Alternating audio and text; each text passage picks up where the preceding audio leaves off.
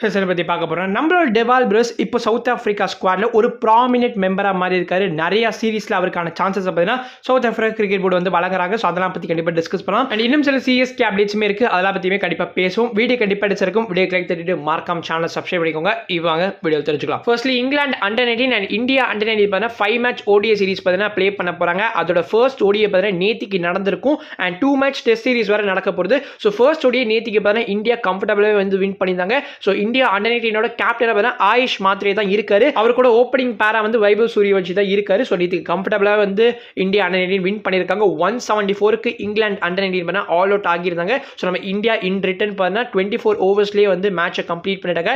AYUSH Mhatre 21 runs in 30 delivery score பண்ணியிருந்தாரு. IPL விட்டு அதே ஃபார்ம் சூரியவன்ஷி இங்குமே கண்டினியூ பண்றாரு. ஸோ ஓடிஏ இருந்தா என்னடா நான் விளையாட போற கேம் ஒரே மாதிரி தான் இருக்கும். ஃபியர்லெஸ்ஸா சூப்பரா வந்து ப்ளே பண்ணிருந்தாரு. 48 runs in just 19 delivery score பண்ணிருப்பாரு. 250+ strike rate, 5 sixes and 3 boundaries. ரொம்ப நல்லா ப்ளே பண்ணியிருந்தாரு. ஸோ அவர் தான் வந்து ஹையஸ்ட் ரன் ஸ்கோரருமே நேற்று கேமில். அண்ட் சூப்பராக இந்தியா வந்து இந்த ஃபர்ஸ்ட் கேமை வின் பண்ணியிருக்காங்க.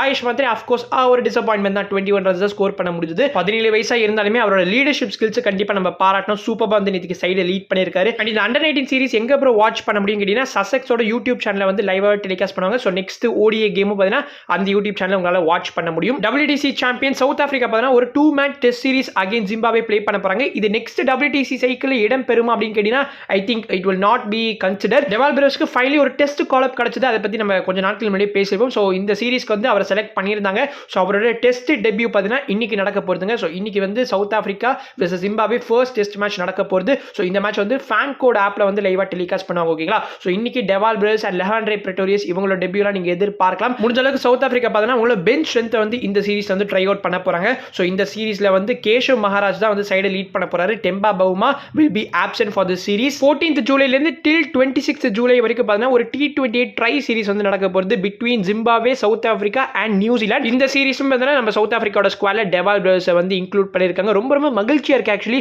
பிகாஸ் சிஎஸ்கேக்காக விளையாடுறதுக்கு அப்புறமா பார்த்தீங்கன்னா எல்லா சீரிஸுமே வந்து டெவால் பிரஸை இன்க்ளூட் பண்றாங்க. நெக்ஸ்ட் ஐபிஎல் சீசனுக்கு முன்னாடி அவர் ஒரு கம்ப்ளீட் கிரிக்கெட்டரா தான் வர போறாரு. No doubts about that. And அப்படியே நம்ம வந்து நியூசிலாண்டோட ஸ்குவாடுக்கு வந்தோம்னா டெவான் கான்வேவை டிராப் பண்ணியிருக்காங்க. இது ஒரு பெரிய சர்ப்ரைஸ். அவர்கிட்ட சென்ட்ரல் கான்ட்ராக்ட் இல்ல ப்ரோ அப்படின்னு நீங்க சொல்றது புரியுது. எதுக்காக கான்வே வந்து சென்ட்ரல் கான்ட்ராக்ட் வேணாம் அப்படின்னு ஆஃப் பண்ணிக்கிட்டாருன்னா அவர் வந்து ஃபிளெக்சிபிளா வந்து லீக்ஸ் விளையாடிக்கணும்ன்ற ரீசனுக்காக தான். இப்போ வந்து ஏதாவது ஒரு சீரிஸ் வந்து ஒரு லீகோட கிளாஷ் ஆகிறப்போ வந்து அவரால் வந்து லீகுக்கு ஆஃப் பண்ணிக்க முடியும். ஸோ அந்த மாதிரி ஒரு காரணத்தால தான் வந்து டெவான் கான்வே சென்ட்ரல் கான்ட்ராக்ட் வேணாம்னு சொல்லியிருப்பாரு. இந்த ட்ரை சீரிஸ் வந்து எம்எல்சி நடந்ததுக்கு அப்புறமா தான் வந்து ஸ்டார்ட்டே ஆக போகுது. அதனால டெவான் கான்வே டெஃபினெட்லி டிராப் தான் பண்ணியிருக்காங்களே தவிர Conway himself did choose to opt out of the series. நிறைய எக்ஸைட்டிங்கான இந்த நியூ டேலண்ட்ஸ்லாம் இருக்காங்க. இந்த ஃபின் ஆலன், ஜேக்கப் டஃபி, அதுக்கப்புறம் பெவன் ஜேக்கப்ஸ் இவங்களெல்லாம் பார்த்தீங்கன்னா செலக்ட் பண்ணியிருக்காங்க. மைக்கேல் பிரேஸ்வெல் ஆல்சோ இருக்காரு. ஈவன் ரச்சன் ரங்க டேரல் மிச்சல் கூட செலக்ட் ஆகியிருக்காங்க. ஆடம் மில்னே ஆல்சோ இருக்காரு. ஆடம் மில்னே கிட்ட ஆக்சுவலி கான்ட்ராக்ட் கிடையாதுன்னு தான் நினைக்கிறேன். பட் அவரையே செலக்ட் பண்ணியிருக்காங்கன்னா அப்போ டெவான் கான்வே டெஃபினெட்லி டிராப் தான் பண்ணியிருக்காங்க.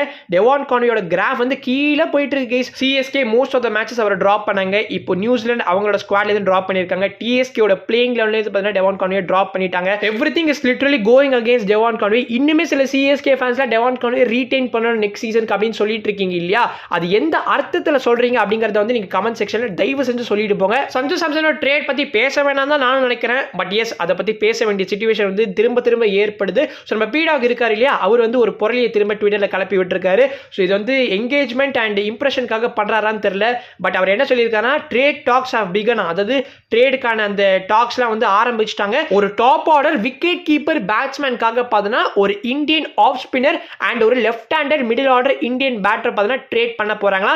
It is obvious that Ashwin and Dube is going to be traded for Sanju Samson அப்படின்ற மாதிரி தான் நம்ம பீடாக் வந்து சொல்லியிருக்காரு. டூபேவே சிஎஸ்கே 12 crores ரீடைன் பண்ணியிருந்தாங்க. அஸ்வினை 9.75 crores ஆக்ஷன்ல பிக் பண்ணியிருந்தாங்க. ஸோ ரெண்டுத்தையும் ஆட் பண்ணி 21.75 crores வரும். பட் சஞ்சு சாம்சனோட வேல்யூ பார்த்தீங்கன்னா 18 crores தான். ஸோ எக்ஸ்ட்ராவா 3.75 crores வந்து நம்ம சிஎஸ்கே கொடுக்குறாங்களா அது ஒரு சந்தேகம். If this news is true அப்போ ஆர்ஆருக்கு தான் இது வந்து நல்ல ஒரு டீல். பிகாஸ் அவங்களுக்கு 2 பிளேயர்ஸ் கிடைக்கிறது.